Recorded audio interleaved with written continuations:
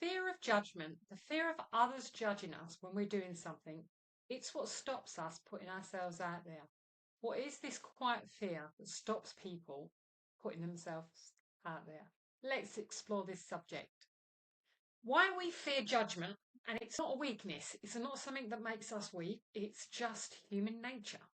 It comes from our past experiences. As we're growing up, things happen that shape us. Now, they can be things that happen right in childhood that we're not actually aware of, but things shape us. Our nervous system doesn't live in the present moment, it lives in patterns, and these are patterns over the years, patterns that you run in your background. If you've ever been criticised in public, on social media, if you've ever felt embarrassed when you've said something, you put your hands up in the class at school and you was embarrassed when you gave an answer and it wasn't quite right. The fear of being compared to others, the fear of not being good enough. Our brain remembers the signal. It's not actually the problem. It's your brain picking up on something that's happened before that is scared will happen again. So let's look at this in more detail. Let's throw the spotlight on this subject. So when you feel judged, your brain puts you under a mental spotlight. Everybody's looking at you. Even if you're not on the West End stage, you feel that everybody's watching you. Everybody is judging you. Everybody's thinking thoughts. It could be, who does she think she is? Who is she to say this? He's not good enough. He shouldn't be doing that. Or he shouldn't be doing that. Whatever it is, the spotlight is an illusion. It's not actually real. Most people are not thinking those thoughts. If they are, that's on them. It's not on you. And that's a whole different subject. At the moment, we're talking about you and the feeling of being judged. Your brain says, everybody's watching me, everybody's judging me, everybody's thinking this, that, or the other about me. The reality is they're not. The reality is they're thinking about themselves. Most people are pretty self-centered and they think about themselves, what they're doing, how their posts on social media are doing, how their horse is doing, if we're talking riding. They are thinking about what they are doing. What are they going to have for dinner tonight? What's going on with their ex? What's going on with their kids? Their minds are on everything to do with them, not you. But we perceive that they are watching us. That's our perception. That's not fact. It's not reality. It's just perception. So how do we regulate our nervous system? Confidence, when we're doing something, confidence comes with knowledge, it comes with practice, it comes with being good at something. So if we're going to do something and we're not confident in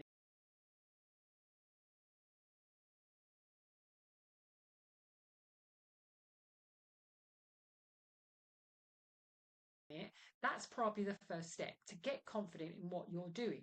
Now, confidence is a state, it's not a thought. So if you know that you can truly do X, Y, or Z, whatever it is you want to do to put yourself out there, then you have got that confidence. So if your body feels unsafe because it doesn't feel confidence is not available if you don't feel safe. We need to get ourselves feeling safe first. Now, this can be done by questioning the facts. Do you know what you're doing for a start? You're going to do X, Y, or Z. Most of the time, the answer is yes, we absolutely do. We are confident in what we're doing. We've done it 100 times before. We know how to do it. It's just this little inner voice. So what we need to do is regulate our nervous system. Anchoring is perfect for this, and there's a separate video on anchoring if you want to learn how to do anchoring. Anchoring draws a state and can put you into a state of calm, relaxed, whatever state it is you want. You can do other little things to this as well. Regulate your breathing. Now, this is a really simple, easy one. Just regulate your breathing. So you literally would breathe in for 2, out for 2, in for 2, out for 2. Really controlling and regulating your breathing. If you ever wondered, can you control what you're doing? Can your mind control your body? Let's do a quick exercise off the cuff here. I want you can only do this if you're sitting in a quiet place. You can't do this if you're driving or doing other jobs. If you're sitting in a quiet place, you can do this. If not, skip it and come back to it later. I want you, first of all, in your mind to visualize you are going to control the muscles around your eyes. So I just want you to bear with me. I want you to close your eyes and just listen to what I'm saying. I want you to relax all the muscles around your eyes. Just completely relax every muscle one at a time. Feel the eyes get heavy. Feel the muscles go soft. Feel them go spongy. Your eyes are totally relaxed. Those muscles are so sleepy. They're so relaxed. Now I want you to see if you can open your eyes. You can't, can you? That's because your mind is controlling the muscles around your eyes. Okay, tense those muscles back up, fire them back up, open your eyes. Yes. This is just an example of how we can control what our body does. We control whether we want to raise our arm in the air, put our palm to the front, put it face down. We control that. So we can regulate and control how we feel as well. Breathing, mindfulness, anchoring, grounding, they're all techniques you can explore to help you feel more grounded, more relaxed, and more confident when you're going to do a task that you fear you're going to be judged for. So changing the inner commentary, this is a great one. So you've got this inner voice and it says, they're going to judge me. This is just a habit. It's not the truth. It's not fact. It's just a habit that you've got into. Thoughts are strategies. They're not facts. Inner critic will try and protect us, not actually punish us. So when they say things that are not helpful, it's because they believe they're going to protect us. All right, so that your inner voice has not got it in for you. It just believes that it's actually going to protect you. Unfortunately, the inner voice can sometimes gets it wrong. Can you imagine going on holiday? You go on holiday with your worst enemy. You're shut in a villa for 2 weeks with your worst enemy. And the whole 2 weeks, they are this, they are that. Can you imagine after 2 weeks how you're going to feel? They've nitpicked at you. They've been negative. They've just constantly got on your case.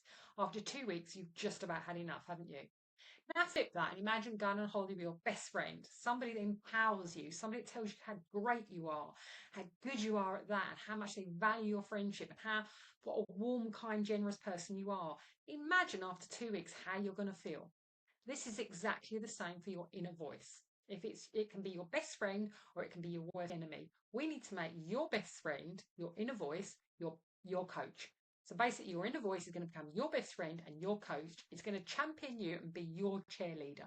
So how do you do that? First of all, you need to catch it. So when it says something negative, catch that thought, recognize it, understand there's a thought there. You've caught that thought, it's a negative thought. How can you change it? First of all, you can redirect it, reframe it. Reframing it, again, there's another separate video on reframing, so I'm only going to touch on that. But reframing it would be looking for a positive alternative. It'll be a situation, a thought, and just reframing it into something more positive that sits better. Change the voice. Sometimes just by turning that voice into like Donald Duck, Mickey Mouse, or another funny voice is enough to break. Okay, it's not actually true what you're saying. I'm going to do this anyway. So question it. The circle of control, who you are, and being who you are, not who you think you should be. So turning up as the authentic you, being the authentic you, whether it's online with your friends, when you're on a horse, or when you're going to a job interview, or whatever it is you're doing, being authentically you and not who you think you should be, because that's who you think somebody else is expecting. You do not need to wait confidence until you feel confident before you do this. You can act from word go on who you choose to be. We choose who we want to be. We choose how we show up in the world and what we are. Nobody else chooses for us. We are in control of this. So who are you being when you hold back? You're not being your authentic self. Who do you want to be? Do you want to be a confident, calm, relaxed person that's kind to others? Or do you want to be somebody that's negative and judgmental? You can actually choose this. You can choose this state. You can choose what you say and what you do and what you think. Are you somebody that practices showing up imperfectly? This is a great one. Practice showing up as who you want to be, authentically you and exactly who you want to be, not who you think somebody else thinks you should be. Be who you want to be. Practice that from today. The next steps to this. Okay, I've mentioned already there's another video on anchoring. If you feel that might be useful, check that out. There's also learnings on reframing. Again, if that sounds useful to you, check it out, understand it, learn it. There's lots that we can do to build our confidence and to worry less about what other people do. It's really, really empowering to live your life and not worry about what the audience is thinking. Do what you want to do, be you, be authentic, and enjoy life. We only get one crack at it.